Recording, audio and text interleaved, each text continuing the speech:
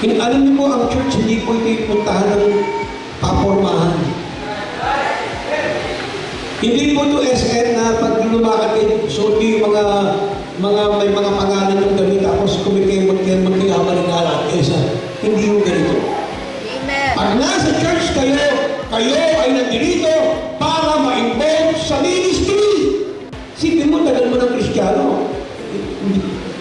Ano yung pinaka-basic na ministry? Makinig kayo ha? Yung pinaka-madaling salihan ng ministry, pag-tingnan mo ng choir. Hindi kayo mag-involve yan kahit ang boses mo sa nasa laban. Kung marunong kang kumanta, kung sa karaoke nga lakas nyo kumanta ng kanta ng 80s bumibirik-birik pa kayo. How can naman sa church? Dapat marami kayong ministry.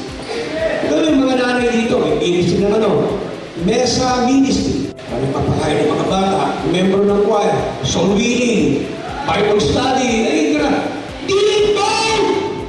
Kapatid, mag-involve kayo. Nakakalungkot kapag kayo attend lang ng church. Wala kayong reward sa heaven. At saka ito, makinig kayo, ang isang palatandaan na ikaw ang anak ng Diyos, active ka sa ministry. Kasi kung wala kayong ministry, magtataka ka, bakit walang ministry? Kasi dapat may goal kayo. Ay, kung taon na ito, dapat member na ako ng choir. Dapat ako nito, teacher na ako. Bakit? Para maging effective ka.